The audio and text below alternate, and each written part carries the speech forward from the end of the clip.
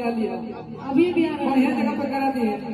ठीक ठीक न तो हमारा नया लड़का खोज दिए तो तू यही कर ऐसे पहले पूछ लेते अरे कि जैसन जैसन मरदा खोजबू ओइसन ओइसन दे अरे कि सुनानी सा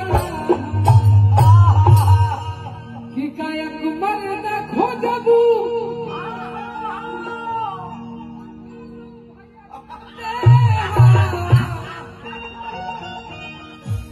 कि बजावे वाला खोजबू अपन 6 गो भाई बन के दे चलो सुनानी।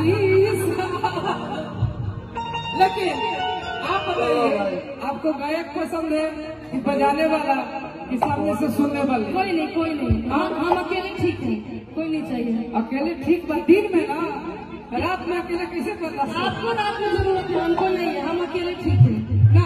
क्या भैया देखो कोई तो पसंद है गछवा दाता बजाई जाओ तो ना बजाई जाओ चुन लेना तो एखनियो कंफ्यूज हम कंफ्यूज।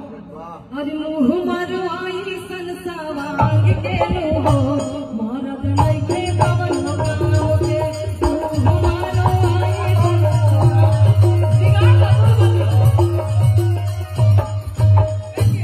कि दीन भारा ढोलक पीटे शाम के मारद नहीं के पवन गाओगे। बुखार भी लगा है। अगर हमको कहिएगा नहीं तो आपको गायक पसंद होगा तो एगो बिकू यही ना। बिकू पे पहले किसी और का हक है तो कैसे बोल दे बिकू? नहीं अभी मेरे पे किसी का हक नहीं। क्या चाहते हो बिहार में लड़ाई करे बता?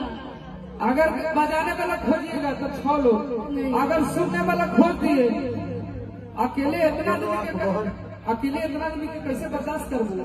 जेकरा पे तहार बहिन चल जाइए उनकरा पे हमहू चल जाइए, हमरा तय बा।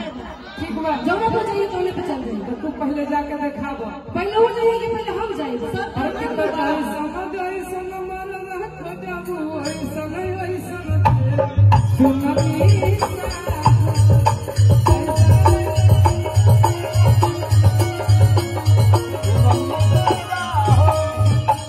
विष्णु भैया हम अपन बड़का भैया के भोजपुरी में हमारे के बड़का भाई और स्टार पवन सिंह छोट भाई और उनका से छोट भाई उनका नाम बा अरविंद अकेला उर्फ कल्लू जी और उनका से छोट हम वाली। अब तू सोच ला कि कौन चाहिए? अरे कितना गायक हमारा दाग हो जाबू तू का भाई के हम सुना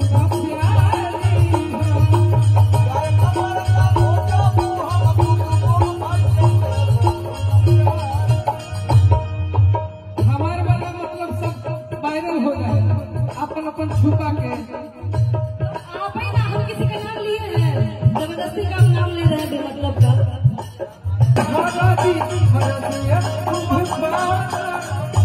आगे मैं कौन भैया